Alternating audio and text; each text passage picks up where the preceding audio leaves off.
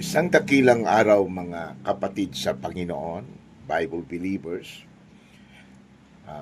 Hindi niyo po ako, sinadya ko po na hindi niyo makikita ang aking face. No? It is a faceless vlog sa na ating ginagawa ngayon because I'm going to touch some very, very controversial and important teachings in the Bible.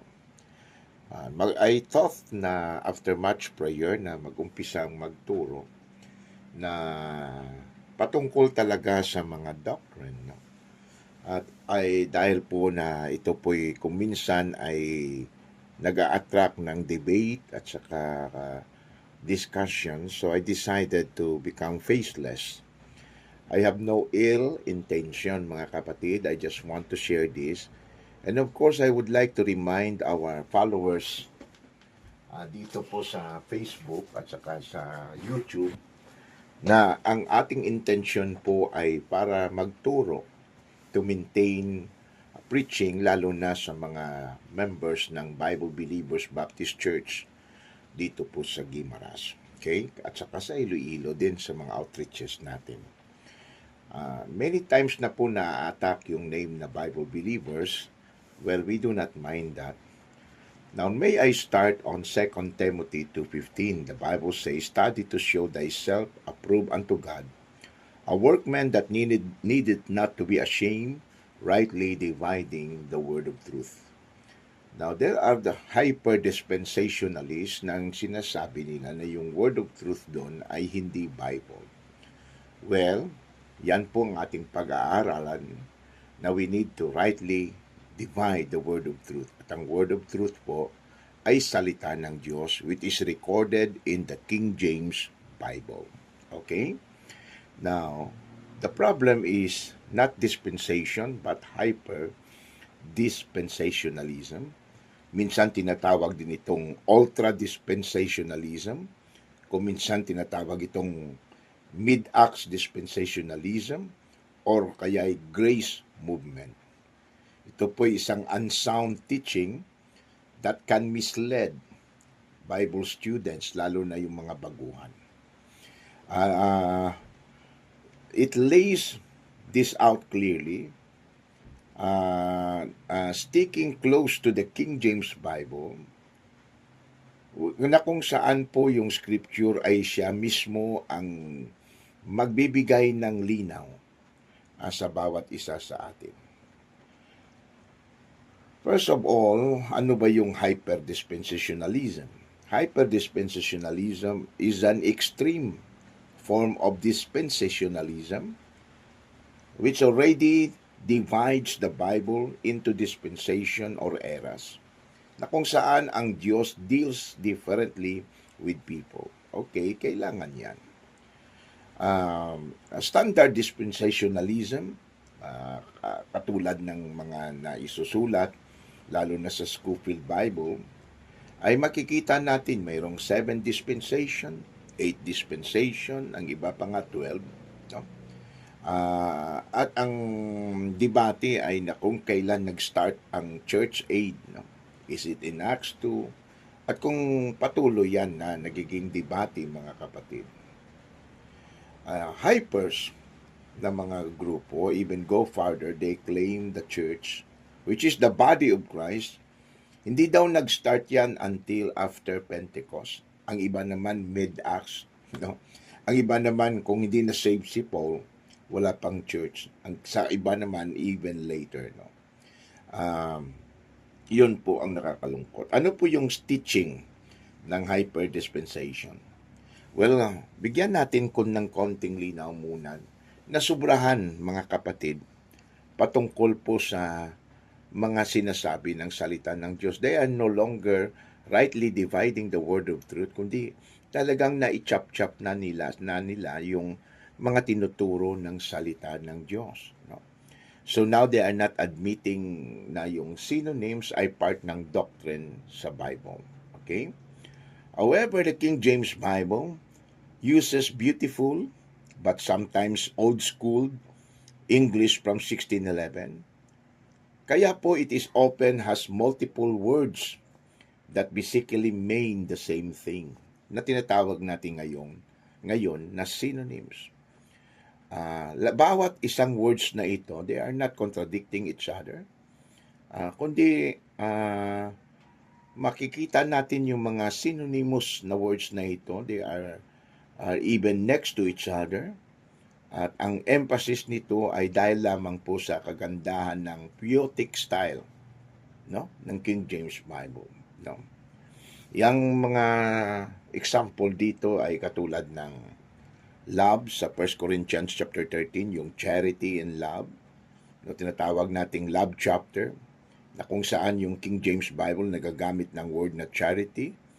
Yung mga modern Bible, of course, we do not agree with them. They use the word love, no? Which is, sabihin na natin synonyms, no? Charity is a selfless love. It is a love like God, no? Charity suffereth long, the Bible says, and is kind. Charity envieth not. Yun po ang meaning ng charity, ng love. Tulad ng word sa King James na prevent, may synonyms din yan precede. Okay? Go before. So prevent in the King James Bible often means to come before or precede. Hindi tulad ng word na stop ngayon sa panahon natin, but they are synonyms. Tulad ng word sa King James na conversation, manner of life, sa KJV, conduct or behavior. Not just talking, but ang tinuturo doon, hindi lang nagsasabi ng words, kundi but how, kung paano tayo dapat mamuhay as believers. So, example, 1 Peter 3:2, beholding your chaste conversation. Ang ibig sabihin doon ay yung conduct natin, yung behavior natin. So, makikita natin, manner of life and conversation can be synonyms in the King James Bible. Sa King James, mababasa natin yung word na courage in Acts 21:15, took up their courage, no? At mababasa din natin sa King James yung baggage. Ibang-ibang words but they have the same meaning. The same with the word instant at saka urgent. Okay? In Luke 23:23, the people were instant. Makikita natin doon. But they are synonyms. Bakit ko ba sinasabi ito?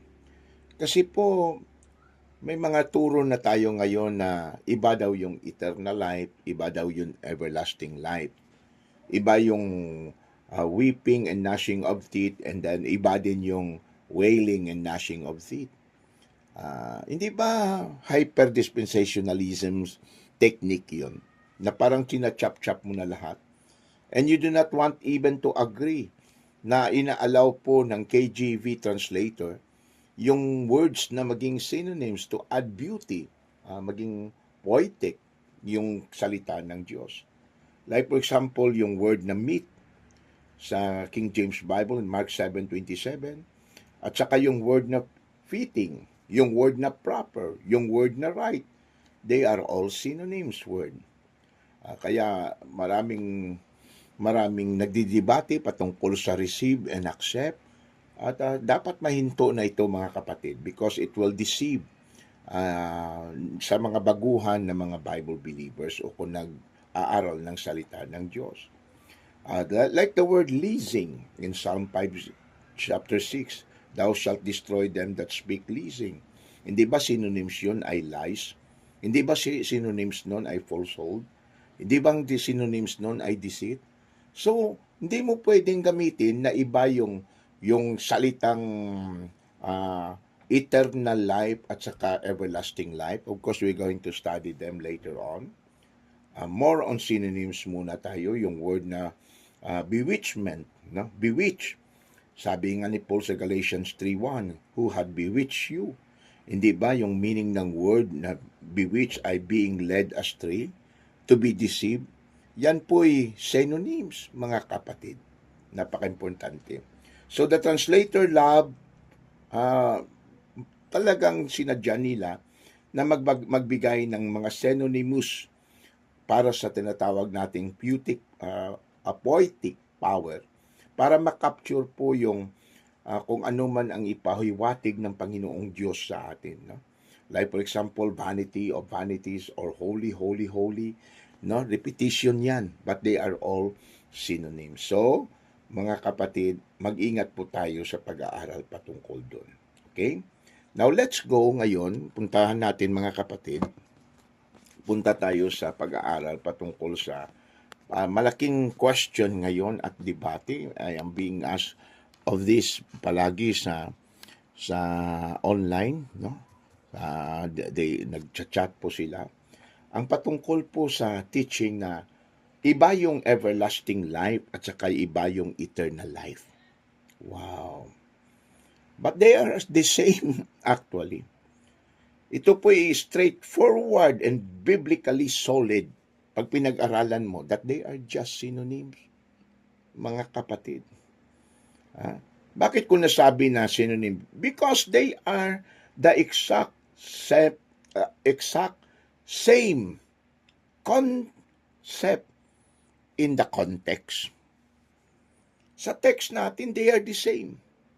Yung KJV translators, gumamit pa sila ng both English words na interchangeably, na pwedeng magpalit-palit para mag-render ng identical praise, mga kapatid. Of course, ang kanilang binabasa at that time ay Textus Receptus in Greek. At yung, we're not trying to be scholars here, and Greek words is not my final authority, pero gusto ko lang i-point sa inyo. They have the same, mga kapatid, Greek words. Zoen, Elonion, meaning life of the age or age-lasting life. The same. But in context, it's the unending God-given life through Christ. Ito po yung mga synonyms ng KJV patungkol dito. Dapat na maintindihan natin para mawala po yung confusion. The strongest proof nandyan mismo sa scripture itself. The KJV uses everlasting life and eternal life for the very same Greek phrase. I'm not trying to be Greek scholars here. Greek words are not my final authority, but the KJV, gusto ko lang ipakita that they are the same words in the Textus Receptus. Okay? At the same context. Sometimes just verses apart. May I give an example? John 3:15, that whosoever believeth in him should not perish. Notice, but have eternal life. But in John 3:16, for God so loved the world that he gave his only begotten Son, that whosoever believeth in him should not perish, but have everlasting life. Ang verse 15, ginabit niya ang eternal life. Verse 16, everlasting life. The same Greek words and both verses. Ang mga translator po ng KJV simply varied the wording for beauty and emphasis. Common ina na style ng KJV. But it is one and the same promise. Isa lang yung promise dun eh. May I give another one in John 6:47? He that believeth on me hath everlasting life. And John 6:54, ang sabi doon sa huli, hath eternal life, and I will raise him up in the last days. Verse 47, everlasting life. Verse 54, eternal life. So, when we open our Bible, John 3:15-16, makikita natin how in two straight verses, the exact promise at exact din yung nakalagay sa Textus Receptus sa Greek word. Pareho. Get called eternal life and everlasting life. Again, I am not trying to teach you na importante yung Greek, ha? I'm just making a point, mga kapatid. Okay? It is not two different things. It is the translators using English synonyms to make the truth shine brighter. Isang buhay, one life, one gift, and one Savior, mga kapatid. I hope, Bible believers, somehow in our first lesson, we can learn something. May the Lord bless us all. Sundan po natin ang ating study patungkol dito later on. God bless, God bless.